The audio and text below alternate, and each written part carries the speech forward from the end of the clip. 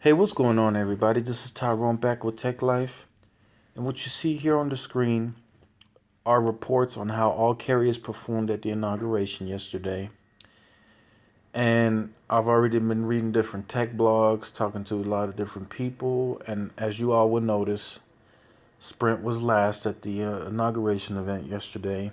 And a lot of people are already starting to bash Sprint. They didn't prepare well, they didn't invest enough. The network team has failed once again.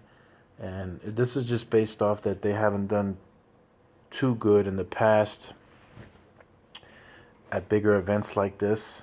And in my opinion,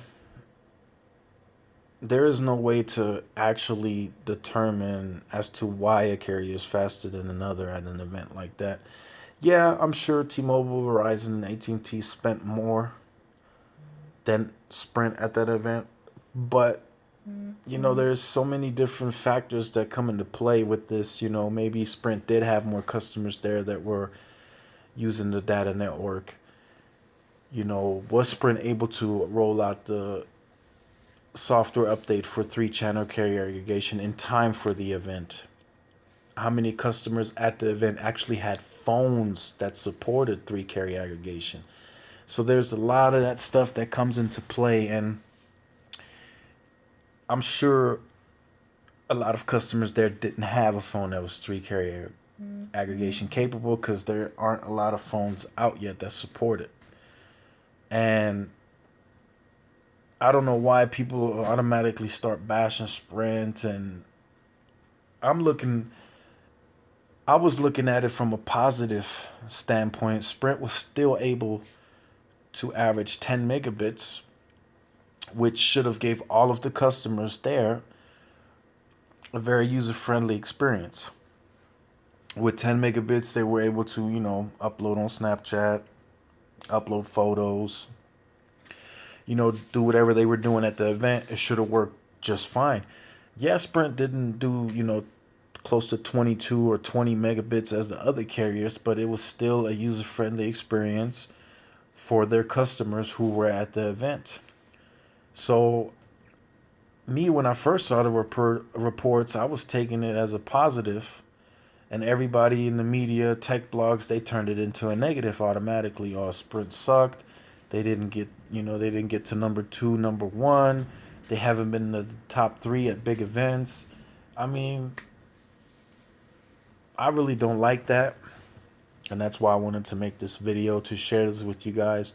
And I wanted to see how you felt about it.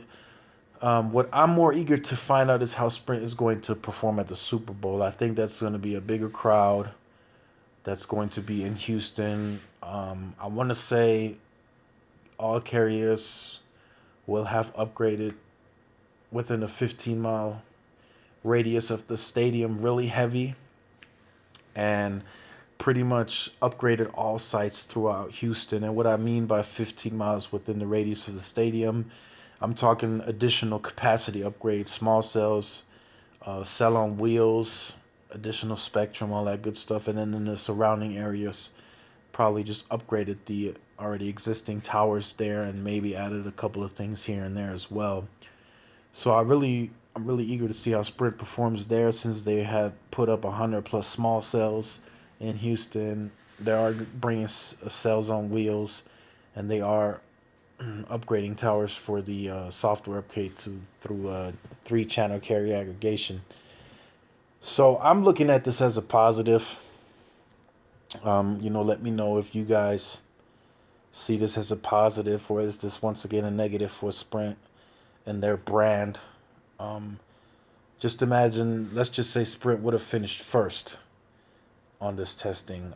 First of all, I don't think T-Mobile would have released this result if Sprint would have finished first.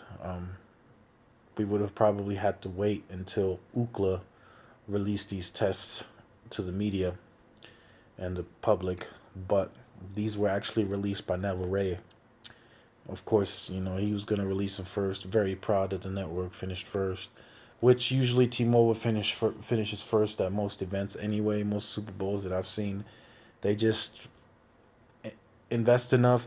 Either they just invest enough, and have actual network team on ground constantly tweaking and optimizing the network according to usage, or they just have the lowest amount of customers at these events. So it's either one of the two.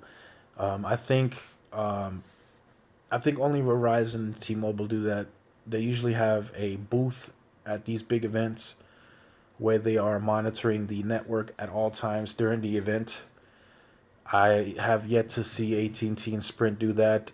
Usually at the Super Bowl, T-Mobile and Verizon are there live at the event, and they have a network booth where they're in, and they are constantly throughout the event optimizing, wherever they need the cell on wheels the most. They're looking at different sections of the stadium to see, where speeds have slowed down. That's where they move the cells on wheels towards.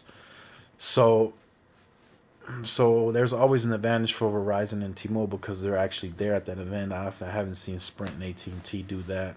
So let me just show you guys the uploads as well. And T-Mobile kicks butt. Verizon's third, Sprint last, but still at 5 megabits with Sprint. I don't even have. I think I got 6 megabits on my Wi-Fi, and I can upload just about anything just fine. Might take me a little longer on a bigger file, but I don't see any issues with pulling 5 megabits. And Sprint's network is not really designed for fast upload speeds anyway. So just let me know what you guys think in the comment section. It just bothers me to see all these negative comments about Sprint, even though they managed to average 10 megabits at the event, which is still plenty fast for all the people there that were doing Snapchats and all that stuff. So let me know how you guys feel. Also, if you were at the event, let me know also. Let me know carrier speeds that you got there. And just wanted to make this video for you guys to let you know. And this is Tyrone with Tech Life. Make sure you give these videos a thumbs up. It keeps me motivated, keeps me going. Like, share, subscribe. This is Tyrone with Tech Life, and I will see you guys in the next video. Peace.